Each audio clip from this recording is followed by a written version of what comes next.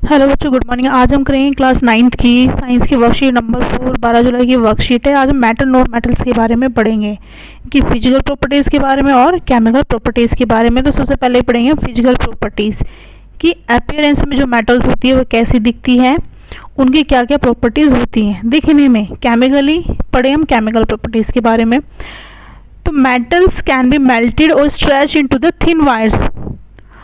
The property of metals to get stretched into thin wire is called ductility. अपने घर में देखो, जो बिजली के वायर्स होते हैं, जो हम इलेक्ट्रिसिटी वायर्स यूज़ करते हैं, वो जनरली कॉपर के बने होते हैं, जो कि एक मेटल होती है। कपड़े सुखाने का तार होता है उस पर, वो भी मेटल का बना होता है, आयरन का बना होता है, तो प्लास्टिक का तो नहीं बना होता। तो जो मेटल्स होती है उनकी प्रॉपर्टीज़ ये होती है कि उनको हम तार के रूप में भी कन्वर्ट कर सकते हैं। Metal to get straight into thin wires, that is called ductility. तो इसी प्रॉपर्टी को हम कहते हैं डक्टिलिटी। तो मोस्टली सारी जो मेटल्स होती है इस प्रॉपर्टी को शो करती है। जो नेक्स्ट प्रॉपर्टी है वो मैलिएबिलिटी। उसमें क्या होता है कि जो मेटल्स को हम बीट करके थिन शीट्स में कन्वर्ट कर सकते हैं। जैसे एल्यूमिनियम फॉइल यूज़ करते हैं तो शीट्स के रूप फॉर्म में होता है। ज्वेलरी बनती है, सिक्के होते हैं, तो ये हम इनको शीट्स में कन्वर्ट कर सकते हैं और ये मेटेलिक होते हैं। तो मेटल्स की ये प्रॉपर्टी कि उसको थिन शीट्स में कन्वर्ट किया जा सकता है, उसको मैलिएबिलिटी कहते हैं। जैसे गोल्ड ज्वेलरी और silver. Next, metals are good conductor of heat and electricity. इसका एग्जाम्पल अपनी डेली लाइफ में हम देख सकते हैं। किचन में सबसे बढ़िया एग्जाम्पल है, जैसे तवा होता है, मेटल का बना होता है, तो जैसे ही उसको गैस पे रखते हो क्या होता है, गर्म होना शुरू हो जाता है। तो यहाँ से पता चलता है कि वो गुड कंडक्टर ऑफ हीट का तो होता है। और इलेक्ट्रिसिटी, अब जो वायर्स होते हैं जिनमें इलेक्ट्रिसिटी फ्लो होती है घर में, वो कॉपर के बने होते हैं जनरली, तो इलेक्ट्रिसिटी भी इजीली फ्लो कर जाती हैं। तो metals are good conductor of heat and electricity. They produce sounds while non metals don't produce these properties. अब जितनी भी प्रॉपर्टी हमने बात करी, malleability, ductility, good conductor of heat and electricity, तो ये जो प्रॉपर्टीज़ है वो नॉन मेटल शो नहीं करती। और जो मेटल्स होती है वो सोनरस भी होती हैं। स्कूल में जो बेल लगी है वो तो मेटलिक होती है, साउंड प्रोड्यूस होती है, तभी तो सारी क्लासेस में जो बेल है उसकी आवाज़ जाती है, हमें पता चल जाता है कि पीरियड ओवर हो चुका है। अगर वहाँ पे लकड़ी की बेल लगी है तो आवाज़ नहीं जाएगी। तो नॉन मेटल्स में आ जाएगी रबर, वुड, पेपर। तो ये जितने भी नॉन मेटल्स हैं, ये ना तो मैलेबल होती हैं और ना ये डक्टाइल होती हैं, ब्रिटल होती है। अगर हम इसको तार के फॉर्म में कन्वर्ट करने की कोशिश करेंगे, प्लास्टिक और लकड़ी, तो क्या हो गया, वो टूट जाएंगी। तो ना वो सोनरस होती है। तो ये सारी जो प्रॉपर्टी है नॉन मेटल शो नहीं करती। अगर केमिकल प्रॉपर्टीज़ की बात करें, अभी हम रिएक्शन के थ्रू डिटेल में समझेंगे। अभी हम इनको देख लेते हैं। तो जो मेटल्स होती है जब वो रिएक्ट करती है एसिड्स के साथ में, तो सॉल्ट प्रोड्यूस करती है और हाइड्रोजन गैस प्रोड्यूस करती है। अगर ये मान लो ये टेस्ट ट्यूब है, इसमें हमने डाल दिया सॉल्ट, NaCl डाल दिया, ठीक है। अब इसमें डालेंगे हम एसिड्स, जैसे HCl डाल दिया, ठीक है। तो जब इससे ये रिएक्ट करेगी तो ये बना लेगा NaCl, सॉरी, ये सोडियम जब रिएक्ट करेगी तो ये बना लेगी NaCl प्लस H2। अब जो मेटल है उसने क्या किया, सॉल्ट फॉर्म कर लिया और हाइड्रोजन गैस रिलीज कर दी। तो मेटल जब रिएक्ट करती है एसिड्स के साथ में, जैसे यहाँ पे Na रिएक्ट किया HCl के साथ में, तो उसने अपना सॉल्ट बना लिया NaCl और हाइड्रोजन गैस प्रोड्यूस कर दी, जो कि पॉप साउंड के साथ निकलेगी। तो इससे हमें पता चल जाता है कि यहाँ पे जो गैस निकल रही है वो हाइड्रोजन है। नेक्स्ट है, जब मेटल ऑक्सीजन के साथ रिएक्ट करती है तो बेसिक ऑक्साइड्स बनाती है, और बेसिक बनाती है वो क्या करेगी, रेड को ब्लू लिटमस में कन्वर्ट कर देगी जब उसमें वाटर को ऐड करते हैं हम। ऐसी जो नॉन मेटल्स होती हैं वो ऑक्सीजन, जब सल्फर रिएक्ट करे ऑक्सीजन के साथ में तो वो SO2 बनाएगा, जिसकी प्रॉपर्टी होगी एसिडिक और वो ब्लू लिटमस को रेड लिटमस में कन्वर्ट कर देंगे। इसको हम अभी रिएक्शन के थ्रू समझेंगे आगे। ऐसी जो मोर रिएक्टिव मेटल्स होती है वो डिस्प्लेस कर देती है high reactive more less reactive metals को फ्रॉम देयर साल्ट सोल्यूशन। इसको भी हम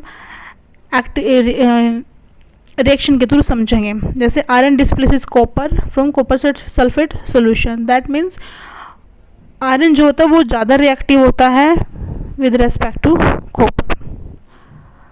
अब हम एक्टिविटी के थ्रू देख लेते हैं रिएक्शन के थ्रू। यहाँ पे देखिए रिएक्शन विद ऑक्सीजन, अगर मेटल रिएक्ट करती है ऑक्सीजन के साथ में तो क्या होता है। तो जो मोस्टली मेटल होती हैं जब ऑक्सीजन के साथ वो रिएक्ट करेगी तो बना लेगी मेटेलिक ऑक्साइड्स। जैसे सोडियम है, सोडियम रिएक्ट करेगी ऑक्सीजन के साथ में तो Na जो होता है सोडियम का सिंबल होता है, केमिकल सिंबल होता है, इसको हम Na से डिनोट करते हैं सोडियम को। तो सोडियम Na प्लस जब O2 करेंगे ये बना लेगी Na2O, that is called sodium oxides. और ये 2, 3 जो है ये बाद में समझेंगे जब बैलेंसिंग सीखेंगे। अभी आप इतना समझो कि जो सोडियम है वो मेटेलिक ऑक्साइड बनाती है। सिमिलरली जब मैग्नीशियम उसको गर्म करेंगे वो भी मैग्नीशियम ऑक्साइड बना लेगी, Mg plus O2 MgO। Similarly non metal है, जब उसको मेटल ऑक्सीजन के साथ रिएक्ट करेंगे तो वो नॉन मेटेलिक ऑक्साइड बनाती हैं। जैसे कार्बन, सल्फर, फॉस्फोरस जब रिएक्ट करते हैं ऑक्सीजन के साथ में तो ये नॉन मेटेलिक ऑक्साइड्स बनाती हैं। इनको हम एसिडिक ऑक्साइड्स कहते हैं क्योंकि ये एसिड्स फॉर्म करती है जब इनको वाटर में डिसॉल्व करते हैं। तो देख लेते हैं जैसे कार्बन है, कार्बन ऑक्सीजन से रिएक्ट करके क्या बना रही है, कार्बन डाइऑक्साइड गैस बना रही है। सिमिलरली जो सल्फर है जो कि एक पंजेंट स्मेल शो करती है और काफ़ी सफोकेटिंग गैस होती है, इसको हम सल्फर डाइऑक्साइड गैस कहते हैं। तो सल्फर रिएक्ट करेगा, ये नॉन मेटल, सल्फर जो एक नॉन मेटल है जब ऑक्सीजन के साथ रिएक्ट करेगा तो सल्फर डाइऑक्साइड गैस बना लेगा और जब वाटर में इसको डिसॉल्व करेंगे तो ये एसिड्स फॉर्म करते हैं। अब कैसे वो देखते हैं। यहाँ पे देखिए जब कार्बन डाइऑक्साइड में हम वाटर को मिक्स करेंगे तो ये बना लेंगे H2CO3, that is carbonic acid. और जब सल्फर डाइऑक्साइड को मिक्स करेंगे विद वाटर तो ये बना लेगा H2CO3, that is sulphurous acid. तो यहाँ से हमें पता चलता है कि जो नॉन मेटेलिक ऑक्साइड्स होती हैं वो एसिडिक होती हैं, वो रेड लिटमस को, वो जो ब्लू लिटमस को रेड लिटमस में कन्वर्ट कर देगी। अब हम पढ़ेंगे रिएक्शन विद वाटर। और जो मेटल्स है जो वाटर से रिएक्ट करती है तो वो क्या बनाती है, मेटेलिक हाइड्रोक्साइड और हाइड्रोजन गैस को प्रोड्यूस करती हैं।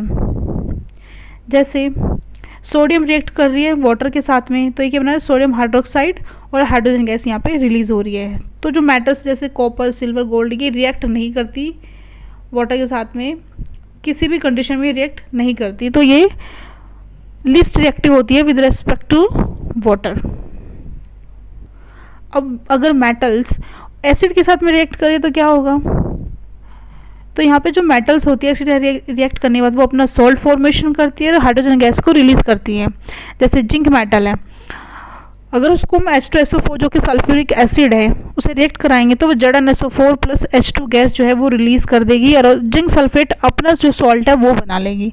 ऐसी जो मैग्नीशियम है वो क्या करेगी, Mg plus H2SO4 sulphuric acid से रिएक्ट करके वो MgSO4 अपना सॉल्ट बना लेगी और हाइड्रोजन गैस को रिलीज कर देगी।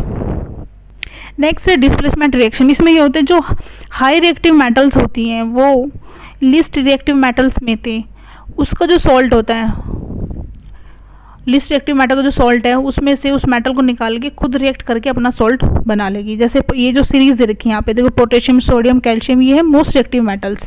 जैसे नीचे जाते जाएंगे मैग्नीशियम, एल्यूमिनियम, जो रिएक्टिविटी वो घटती जाएगी, iron, zinc, tin, lead, hydrogen.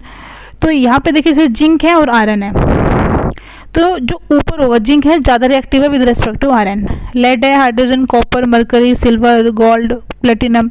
तो जो नीचे वाली है लिस्ट रिएक्टिव होती है, ये जनरली वाटर के साथ या फिर एयर के साथ ये रिएक्ट नहीं करती। तो दैट इज को रिएक्टिविटी सीरीज। ये सीरीज अगर हमें याद हो जाए तो हम आसानी से रिएक्शन फॉर्मेशन कर सकते हैं, रिएक्शन करा सकते हैं।